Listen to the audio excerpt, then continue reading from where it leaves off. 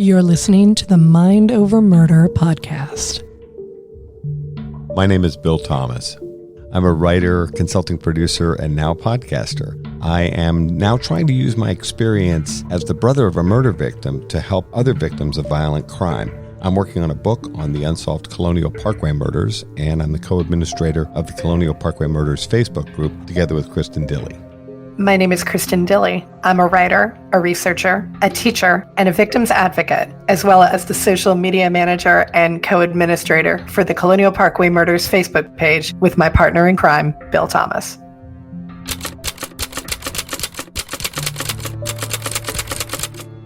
Welcome to Mind Over Murder. I'm Kristin Dilley. And I'm Bill Thomas. And it's the long-awaited episode that everyone has been asking for. We are finally digging into the Gilgo Beach or the Long Island serial killing case.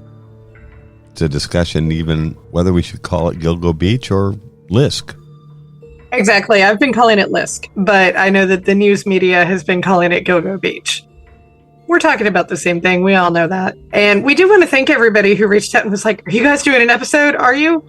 We are, of course. And we wanted to make sure that we had all of our reporting in order because this is such a very complex and complicated case. Even though we're not as immediately jump onto it as a lot of other podcasts were, it's because we wanted to take the time and make sure that we were doing all of our reporting exactly right. So we hope that you enjoyed this episode. Thank you for your patience.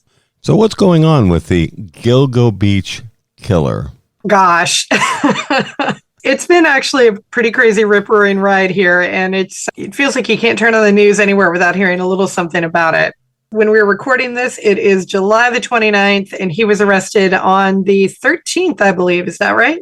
He was arrested on a Thursday evening in Manhattan, and then they made the announcement of the arrest the following day, which would have been Friday, July 14th. So this is about 2 weeks ago now. Only that recently, huh? It feels like this case has been dominating the news cycle for many days now. It felt a little bit longer than that. What we wanted to do today is we wanted to get a little bit into the background on the case for anybody who is not aware of it. And then we wanted to get into the probable cause affidavit, which I think is very interesting. And it's some really good police work on the part of all of the different investigative bodies who are working here. Bill, I know that this case is of particular interest to you, and it was long before there was an arrest here. So for anybody who is not aware, can you give us some background information on the Long Island serial killer LISK, aka the Gilgo Beach killer? The case stretches back to at least 2010 with the retrieval of 4 bodies alongside the Ocean Parkway near Gilgo Beach. This is on Long Island. When you look at a map, you have to study the fact that Long Island, which is very large, is also a barrier island. And there are stretches of road, like this area near Gilgo Beach, that are part of the barrier island and are pretty stretched out and not necessarily places where people would go. You're mostly driving along this very pretty stretch of road with the ocean on one side and the bay on the other side. Lots of very low, scrubby brush. So there aren't any homes there. Described as desolate, I don't necessarily think that's 100% accurate. It's pretty quiet and maybe even a little spooky in the middle of the night. During the day, and especially on weekends, there's a fair amount of traffic back and forth along this pretty stretch of road next to the ocean. Most people are going to and from places like Jones Beach, Oak Beach. There's lots of popular beaches, big concert venue, country clubs. There's a lot of affluent homes a little further along. This particular stretch is, I don't know if it's actually state property or not, but it's undeveloped. And at night in particular, it's really very quiet. It reminds me a lot of the Outer Banks, which are also barrier islands. And so on the one side, you've got the Atlantic Ocean, and on the other, you have the Albemarle Sound. And so what you're describing is very much bringing to mind the same sort of community that you have in the Outer Banks of North Carolina. So yeah, this is very interesting. The case begins in 2010 with the retrieval of 4 bodies on this stretch of the Ocean Parkway near Gilgo Beach. Over time, and with additional searching by law enforcement, a total of 11 bodies have been found that include 9 women, a man who was dressed in women's clothing at the time of his death, and a child who was then later linked to one of the women that was killed. So this would have been like a toddler, 2 to 3 years old. Although 2010 is mentioned as the day that the case began, that's when the first body is discovered. And then bodies are discovered in fairly short order using cadaver dogs along that stretch of road. But they think that the murders stretch back probably into the 1990s. There's lots of strange and grisly connections to these ultimately 11 victims who were found, in that body parts are found scattered all over the area, some places as far as 40 miles away. And so at different times and in separate years, remains are found, and then only later linked through DNA testing does law enforcement realize that this body part that we found here is related to something that we found in some cases years later in a completely separate location. The man that's been charged, Rex Heuermann, seems to be the way we're saying it, is a 59-year-old architectural consultant. He's never been on law enforcement's radar. Although, interestingly, and we'll get into more detail as we discuss, profilers, including our friend Jim Clemente, who worked on this case, had a pretty accurate description of the kind of person they should be looking for. And I have to say that Rex Heuermann checks a lot of boxes in terms of the kind of suspect they thought might be involved in the Long Island serial killings / Gilgo Beach killings. It's interesting that when I was looking at some of the coverage on Facebook from a multitude of our friends, there were a couple of people who said, this guy looks like a serial killer. they're like, well, what does a serial and there were people, killer? People were like, I don't want to stereotype. They're like, but he looks scary. He looks like a serial killer. People were remarking on his eyes. They feel like his eyes look dead and a little mean. The mugshot is not doing him any favors either. But there are definitely people who I heard just saying, oh, he looks like a serial killer. And of course, there's no one physical type of serial killer. Of course, there isn't. I can see where you wouldn't want this guy coming up behind you in a dark alleyway. Agreed. And what is he, 6'4", nearly 300 pounds? He's every picture I've seen of him next to police officers, he dwarfs them. Yeah, it looked like there were photographs that came out actually and video clips of the actual arrest, not shot by law enforcement, but by security cameras in Manhattan. He was arrested near his office as he walked down the street on that Thursday evening, a beautiful summer evening. When I first saw the clip, I watched it several times. There's no sound. It's from cameras from stores in the area. Heuermann is walking down the street. He's approached by multiple New York City police officers and Suffolk County PD as well. And they're all wearing dark suits and ties, but they all look to be like a full head shorter. And it's not like law enforcement goes out to try to find the shortest cops they can. It's just that This guy is gigantic. Yeah, people were describing him as ogreish. I'm not trying to be uncharitable here, but I can see where that description might apply just in terms of size and bulk alone. Like he is a scary looking guy. I'm just speaking as a woman. I find him to be kind of scary looking, intimidating looking. So I hope that doesn't sound like I'm being cavalier or cruel, but he's a scary looking guy. The 4 victims in this case, and we're talking about now the Gilgo Beach part of this case, are all women who were sex workers. They're all in their 20s.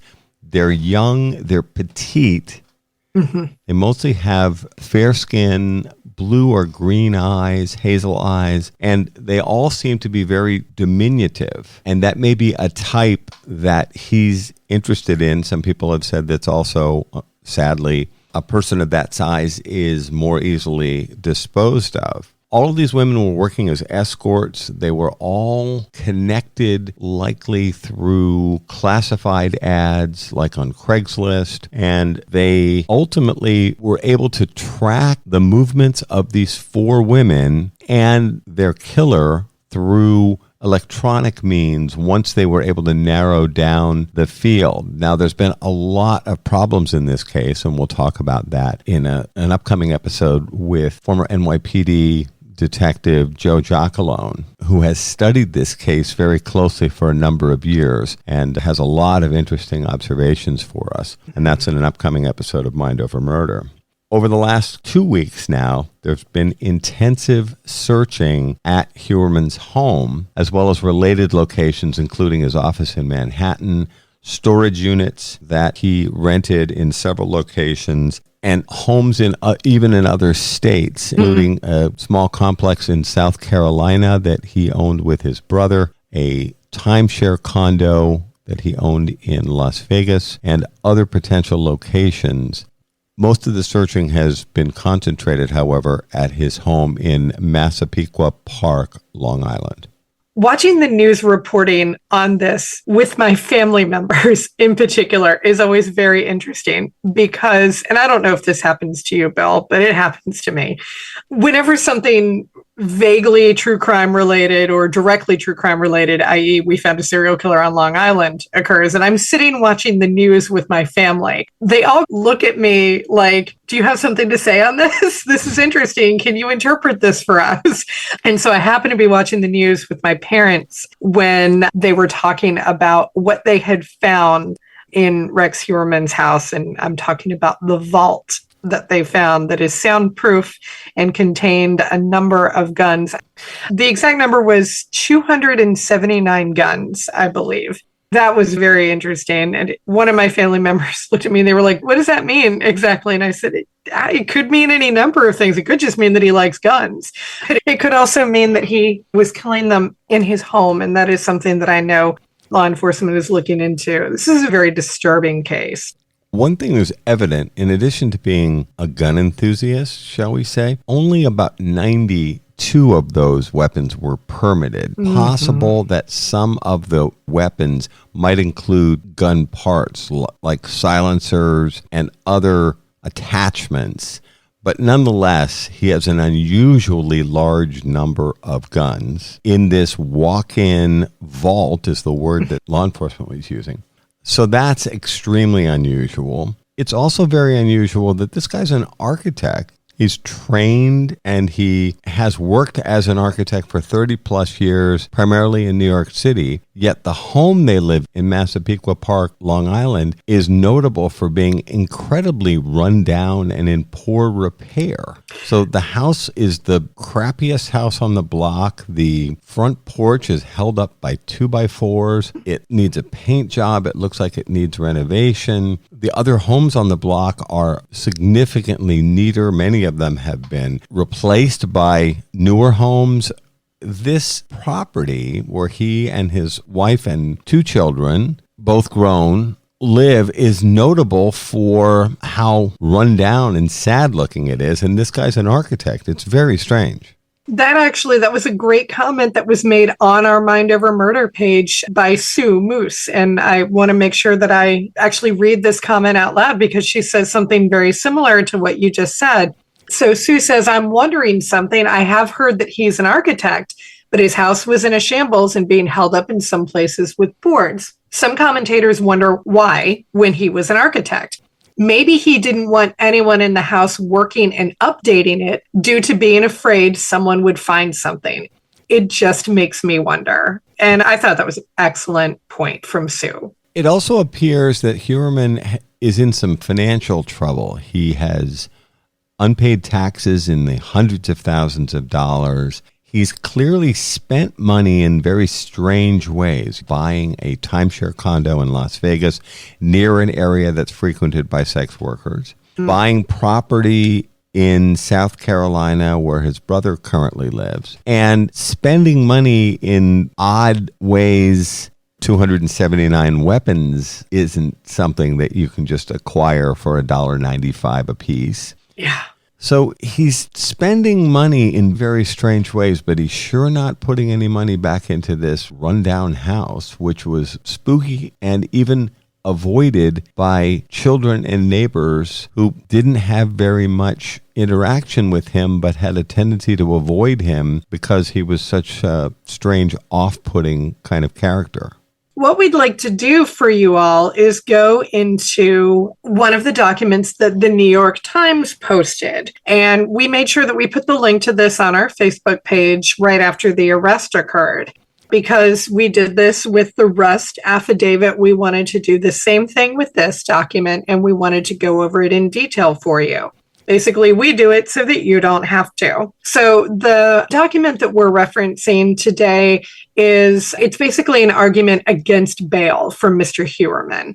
It is a 32-page document from the New York Times. If you want to look for it by title, the title of the document is The Case Against Rex Heuermann, and then it says read the document. And let me go ahead and preface, this is what the New York Times says about the document, and then we'll launch into it. From the New York Times, Suffolk County, New York prosecutors argued against bail for Mr. Heuermann in a 32-page document that explicitly details the investigation into the Gilgo Beach killings. The New York Times has redacted phone numbers, email addresses, personal addresses, and the names of private social media accounts.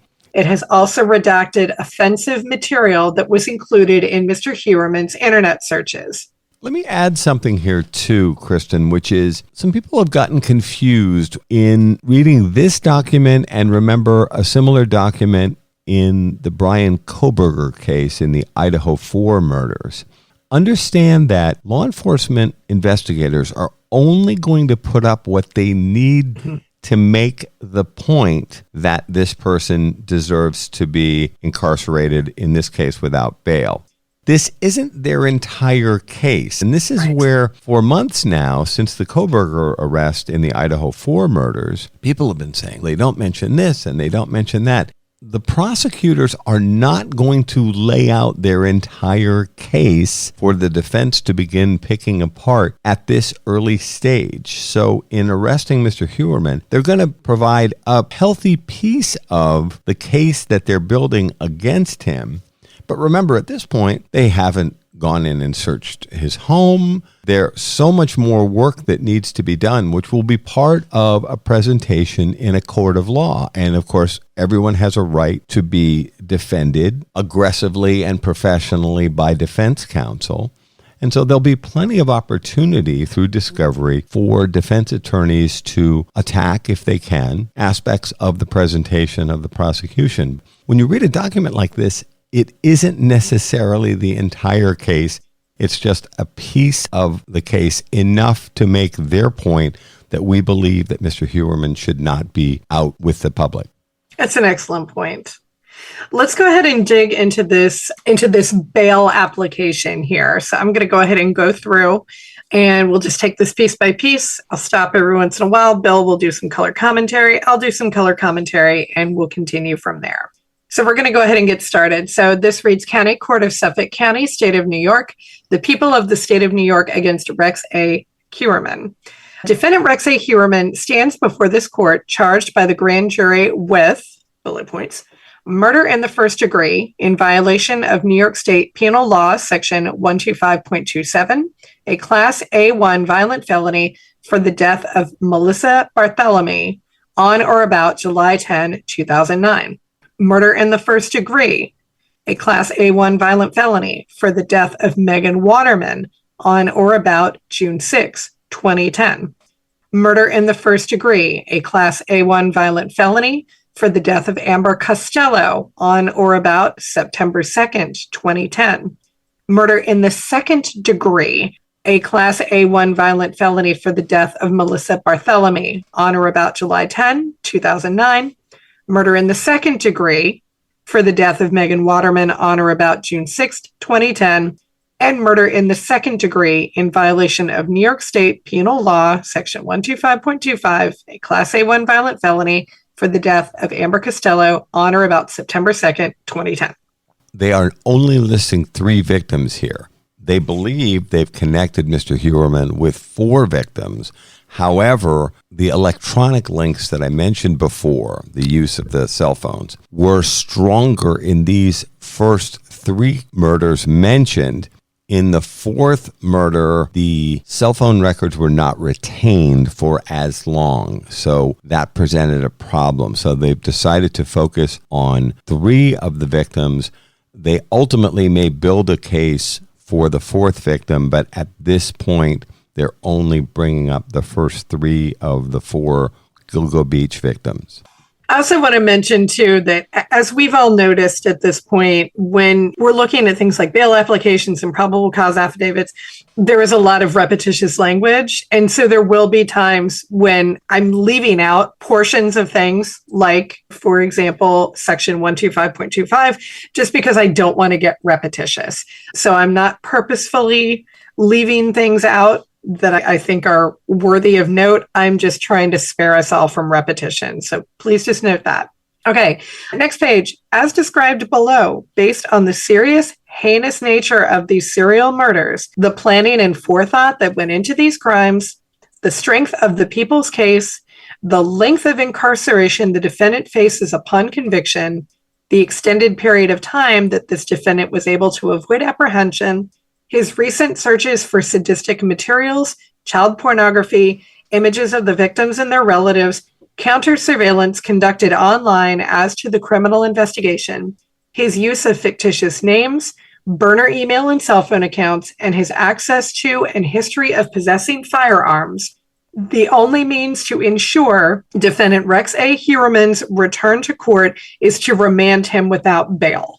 That was a super long run-on sentence, but you get the gist of it. So no bail for all of those reasons. So that is the request on the bail application. We don't want him to have bail because of all these things. Next, they go ahead and start laying out the case. And so we have a subsection here called Discovery of the Victims, and it lays out the entire circumstances of the case. Bill, anything you wanted to add about the first bit there about no bail? No, I think you've covered it. One thing I do want to add is apologies for not mentioning the fourth victim's name. Maureen Brainerd Barnes is the fourth victim. They're still working on building stronger connections between Heuermann and Maureen Brainerd Barnes, but she is suspected of being part of the same series. And of course, all of the bodies of these four victims are placed in essentially the same spot at almost equidistant locations along the parkway. My apologies for not mentioning her name. You're listening to Mind Over Murder. We'll be right back after this word from our sponsors.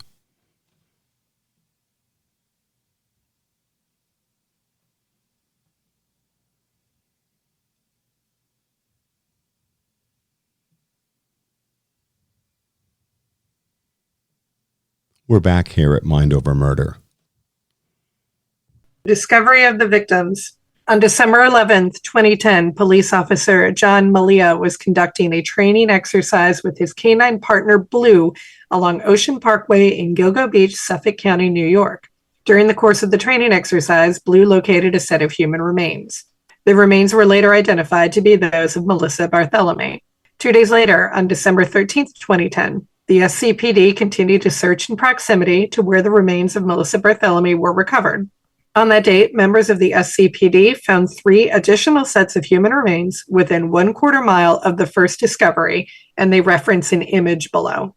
These 3 additional sets of remains were identified as those of Maureen Brainerd Barnes, Megan Waterman, and Amber Costello.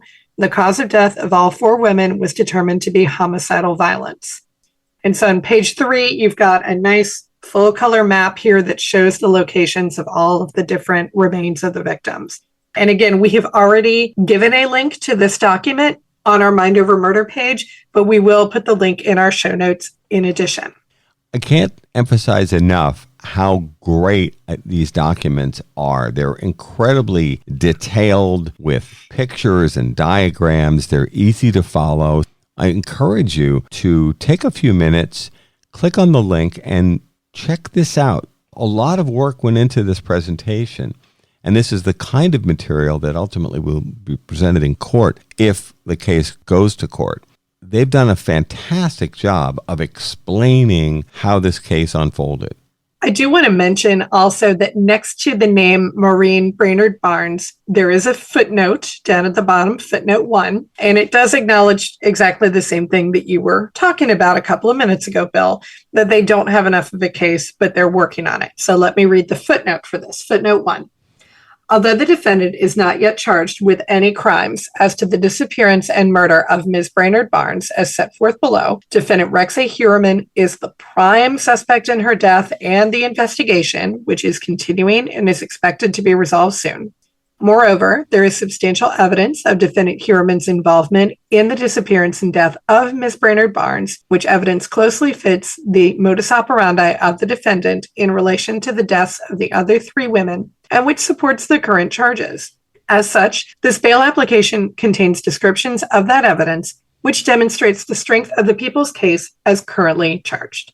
Continuing underneath the map, the investigation into these deaths were linked, as in addition to the other factors, the victims each appeared to have been placed in close proximity to one another, 22 to 33 feet from the edge of the parkway. All were petite females, approximately 22 to 27 years old, believed to be working as sex workers. All had missing clothing and personal possessions. All had been killed by homicide.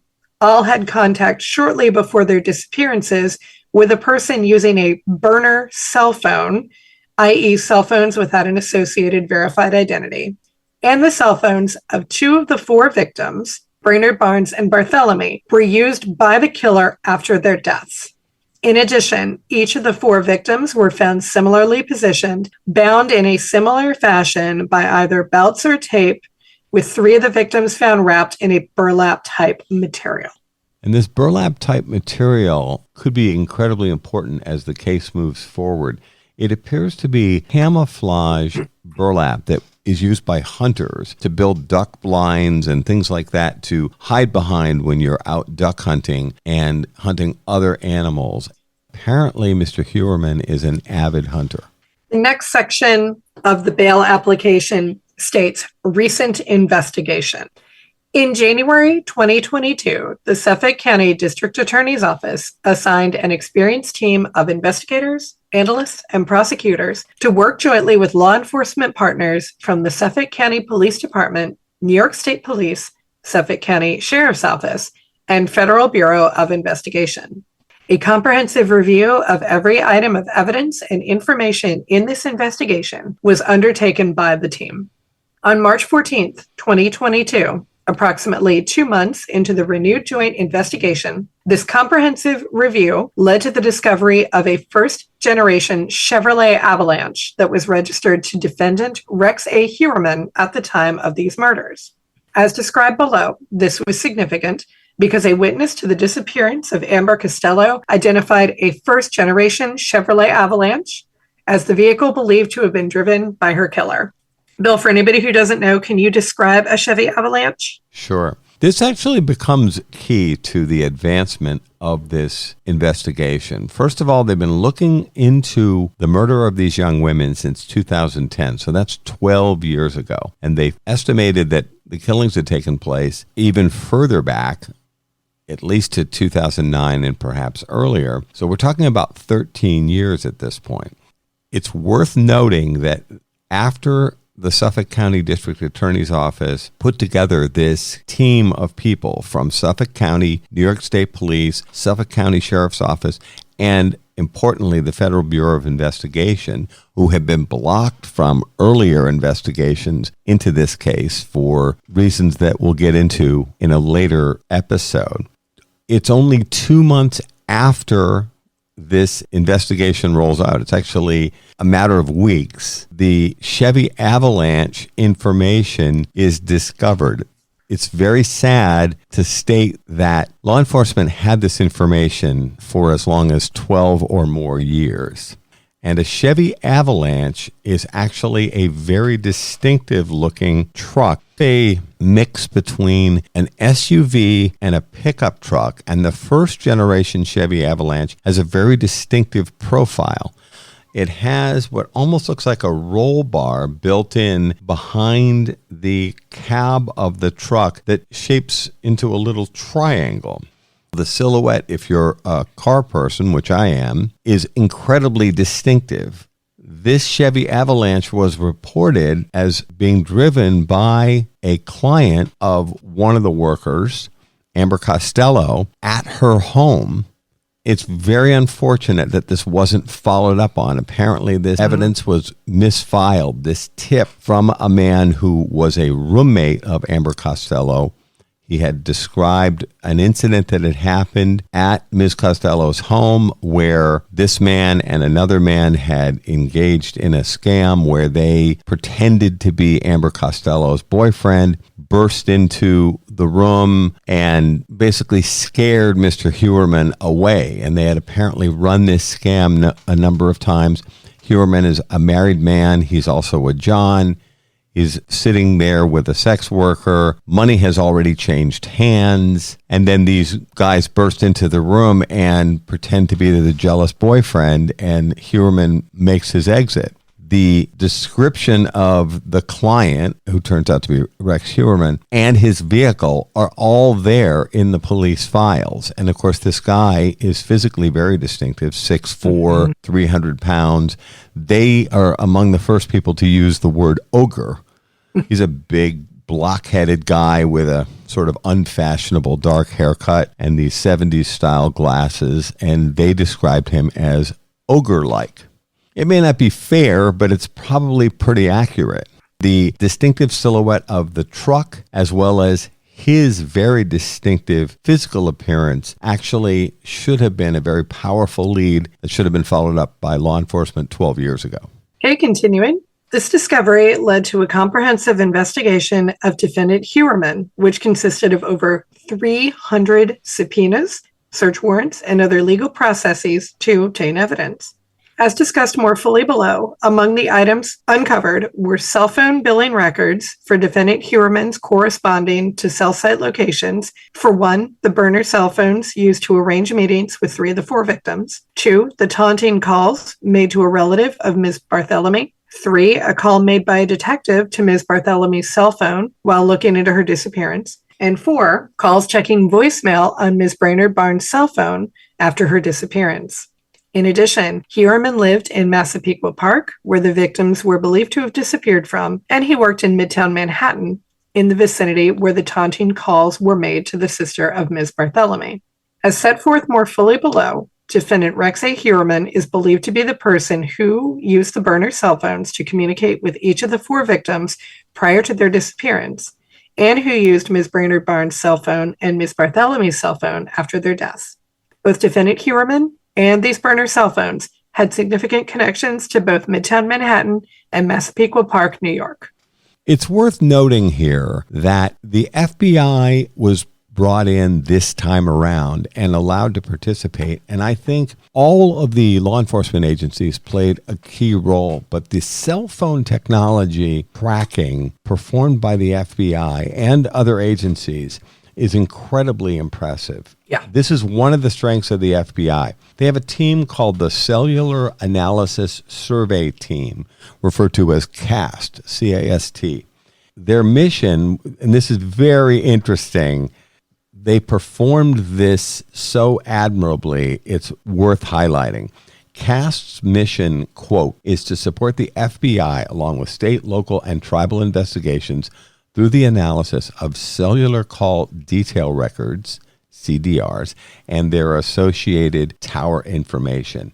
The analysis done by the CAST team together with their other law enforcement partners is what helped build the case around Rex Heuermann. And as you get into more detail, not only were they able to figure out where the cell phones of the 4 victims were located, 2 of those cell phones were used after the murders by Heuermann to make these horrific calls to the survivors of these 2 victims. They also were able to figure out where his burner phones were located and his regular cell phone was located. And so they were able to triangulate through the use of these cell phone towers where all these cell phones were moving around. It's fascinating. This is the kind of work that the FBI excels at. We also saw good work from the CAST team in the Brian Kohberger probable cause affidavit as well. So they really do an excellent job with this. Okay, now the bail application continues by breaking down each of the cases, and that includes Maureen Brainerd Barnes. So I'm going to go through each section. It will detail what happened to those women. So we start with first the disappearance and murder of Maureen Brainerd Barnes. Maureen Brainerd Barnes was last seen on July 9th, 2007 in New York City. At that time, she was believed to be working as a sex worker. On July 6th, 2007, Ms. Brainerd Barnes' cell phone was contacted by a burner cell phone. Between July 6th and July 9th, there were 16 interactions between this burner phone and Brainerd Barnes' cell phone. On July 9, the last cell site location for the Brainerd Barnes cell phone was at approximately 11:56 p.m. in Midtown Manhattan near the 59th Street Bridge. Thereafter, the Brainerd Barnes cell phone had no further activity until July 12. On July 12, 3 days after her disappearance, 2 outbound calls were made from Brainerd Barnes' cell phone, checking her voicemail from a cell site location near the Long Island Expressway in Islandia. Okay, next we go to the disappearance and murder of Melissa Barthelemy. Melissa Barthelemy was last seen on July 10, 2009 in New York City. At that time, she was believed to be working as a sex worker. On July 3, Ms. Barthelemy was contacted by a burner cell phone. Thereafter, the Barthelemy cell phone was contacted by this burner cell phone on July 6, July 9, and July 10, which was the last day she was seen alive. On July 10, cell site records indicate the burner cell phone traveled from Massapequa Park to Midtown Manhattan. Later that evening, the Barthelemy cell phone traveled from Midtown Manhattan to Massapequa, with the last cell site location being in Massapequa on July 11th at approximately 1:43 a.m. On July 11, Ms. Barthelemy's cell phone was used to make an outbound call checking her voicemail from a cell site location in Freeport. On July 11 and July 12, the Barthelemy phone made 2 more outbound calls checking her voicemail from cell site locations in Babylon. On July 17, July 23, August 5, August 19, and August 26, the Barthelemy phone made taunting phone calls to Ms. Barthelemy's family members, some of which resulted in a conversation between the caller, who was a male, and a relative of Melissa Barthelemy, in which the male caller admitted killing and sexually assaulting Ms. Barthelemy. As described below, the cell site locations of the Barthelemy phone during these taunting calls were all in Midtown Manhattan. Next, we come to the disappearance and murder of Megan Waterman. Megan Waterman was last seen alive at the Holiday Inn in Hauppauge, New York on June 6, 2010 at approximately 1:30 a.m. At that time, she was believed to be working as a sex worker. On June 5, Ms. Waterman's cell phone was contacted by another burner cell phone, which had just been activated that day. Thereafter, the Waterman phone communicated with this burner cell phone on June 6 at approximately 1:31 a.m., which is around the time Megan Waterman was captured on video surveillance exiting the Holiday Inn in Hauppauge for the last time. Following that communication, the burner cell phone had no further phone activity. However, cell site records show that the Waterman phone traveled to Massapequa Park, with the last cell site location being in Massapequa Park at approximately 3:11 a.m. in the vicinity of the residence of defendant Heuermann. And finally, the last disappearance, and this is definitely the longest, the disappearance and murder of Amber Costello. Amber Costello was last seen alive on September 2nd, 2010, leaving her residence at 1112 America Avenue in West Babylon during the late evening hours. At that time, she was believed to be working as a sex worker. On September 1, 2010, the day prior to the disappearance of Amber Costello, Ms. Costello's cell phone was contacted by a burner cell phone. On September 1, this burner cell phone had communications with the Costello phone at approximately 11:33 p.m. and 11:34 p.m. During those communications, the burner cell phone connected to cell site towers in West Amityville and Massapequa Park. Thereafter, the burner cell phone traveled to West Babylon in proximity to the residence of Amber Costello and had contact with the Costello phone at approximately 12:05 a.m. on September 2. So now we have witness statements. According to witnesses, around the time of these communications between the burner cell phone and the Costello phone on September 1 to 2, 2010, a prostitution client showed up at Ms. Costello's residence located in West Babylon, New York. After the client entered the home, a ruse was executed on the client whereby a person pretended to be the outraged boyfriend of Amber Costello, and the client left from the residence. which Amber Costello retained the money the client had brought to pay for her services. So this is what you were referring to earlier, Bill. Based upon interviews, the client was described as a large white male, approximately 6'4" to 6'6" in height, in his mid-40s, with dark, bushy hair and big oval-style 1970s type eyeglasses. A witness described him to police as appearing like an ogre. There is a footnote here that I want to mention. The footnote reads, "This mirrors the physical attributes of defendant Rex Heuermann, who is a large white male, approximately 6'4" in height, in excess of 240 pounds in weight, with dark bushy hair, who wears large eyeglasses, and who was 46 years old when Amber Costello went missing." Okay, back to the document. Furthermore, a witness noticed a first-generation Chevy Avalanche parked in the driveway of the residence. According to the witness, following the ruse, this client said he was just her friend, tell her I'll give her a call, and walked out the front door. Thereafter, at approximately 1:18 a.m. on September 2nd, after the ruse had been perpetrated, the burner cell phone sent a text message to the Costello phone, which stated, "That was not nice. So do I credit for the next time?" Phone records show that the burner phone was located in Massapequa Park within 2 minutes of this text message being sent.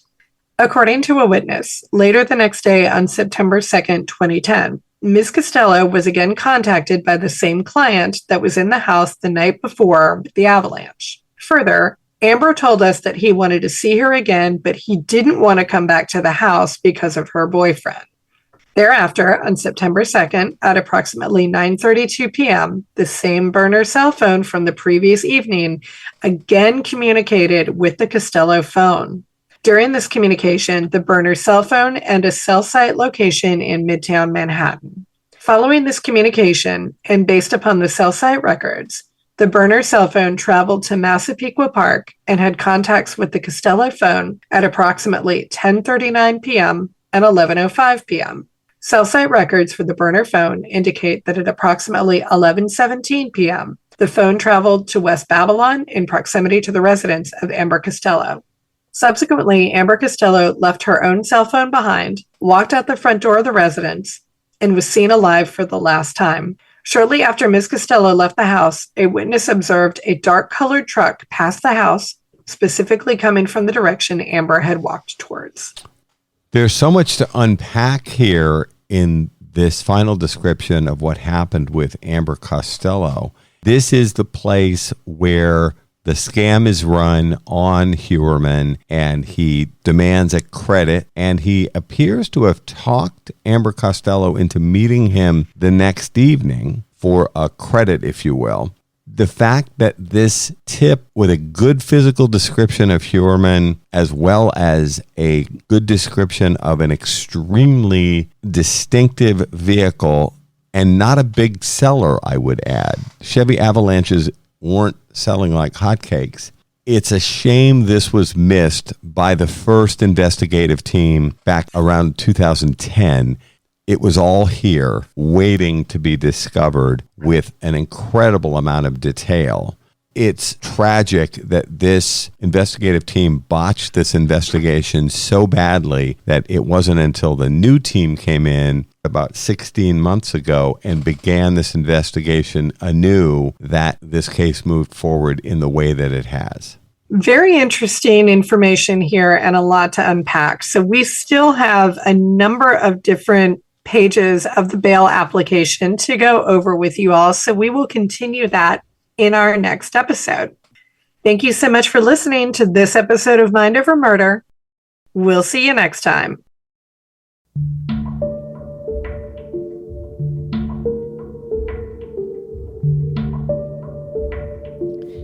Mind Over Murder is a production of Absolute Zero and Another Dog Productions. Our executive producers are Bill Thomas and Kristin Dilley. Our logo art is by Pamela Arnois. Our theme music is by Kevin MacLeod. Mind Over Murder is distributed in partnership with Crawlspace Media. You can follow us on Facebook, Twitter, or Instagram. You can also follow our page on the Colonial Parkway Murders on Facebook. And finally, you can follow Bill Thomas on Twitter at BillThomas56. Thank you for listening to Mind Over Murder.